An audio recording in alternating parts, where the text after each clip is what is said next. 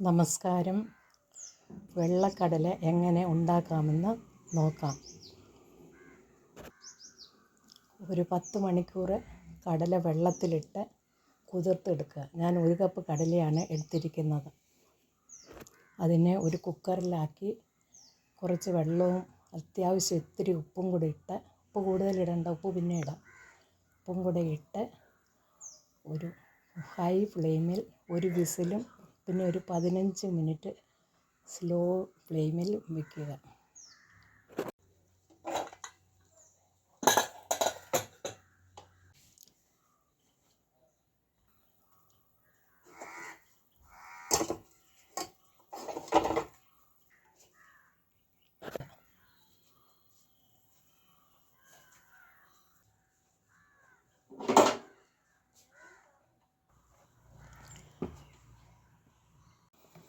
ഒരു ചീനച്ചട്ടി അടുപ്പത്ത് വെച്ച് അതിൽ 4 ടേബിൾ സ്പൂൺ വെളിച്ചെണ്ണ ഒഴിക്കുക.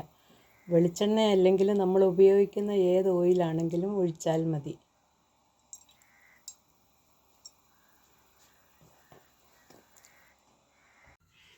ഇതിലേക്ക് അല്പം ജീരകം ഇടുന്നു.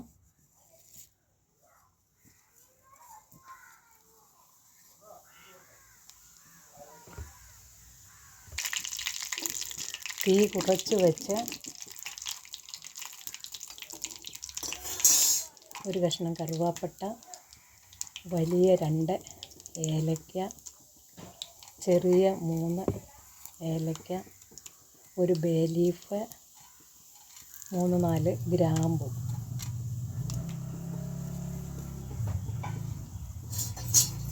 ഇത്രയും ഇട്ടിട്ടുണ്ട്. എന്നിട്ടത് ചെറുതായിട്ടൊന്ന് ചൂടായി വരുമ്പം ഒരു സവാള ഉള്ളി അരിഞ്ഞത് ഇതിലേക്ക് ഇടുക. എന്നിട്ട് ഇതിനെ നന്നായിട്ടൊന്ന് ഫ്രൈ ചെയ്തെടുക്കുക.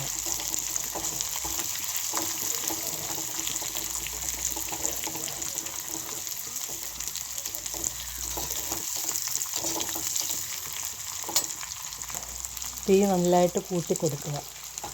കൂടെ നിന്ന് ഇളക്കിയെടുക്കുക.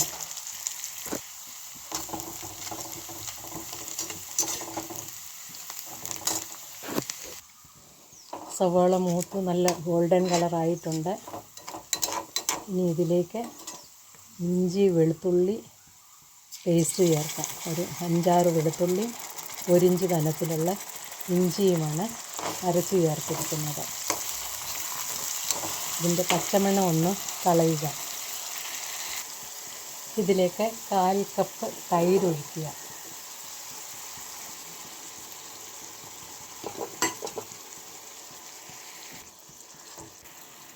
ഒരു 10 സെക്കൻഡൊക്കെ ഇളക്കിയാൽ മതി. 4 പച്ചമുളക് പൊളർന്നത് ഇടുക.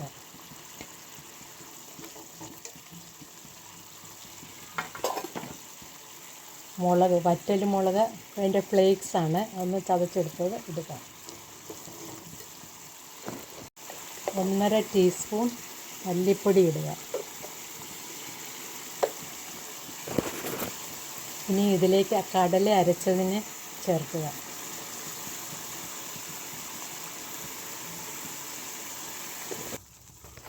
ഒരു സ്പൂൺ ഗരം മസാലപ്പൊടി,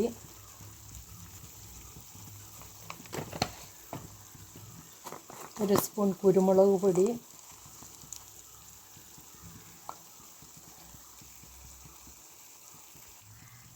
ഒരു സ്പൂൺ മഞ്ഞൾ പൊടി,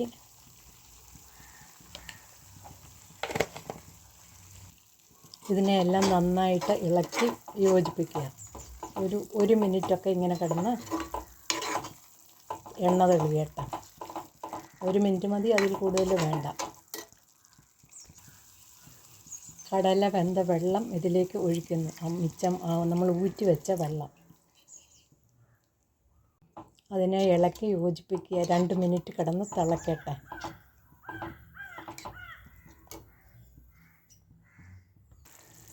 ഇതിലേക്ക് കടല ഇടുവാണ്.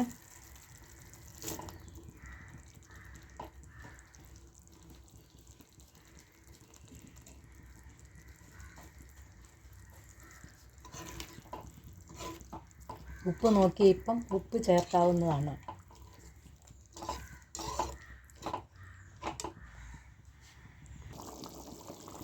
ഇനി സ്വല്പം മല്ലിയില ഇട്ട് ഇതിനെ ഒന്ന് അലങ്കരിക്കുക.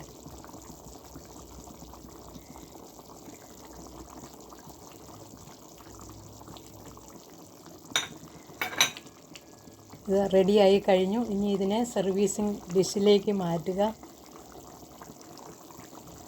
Okay, thank you for watching.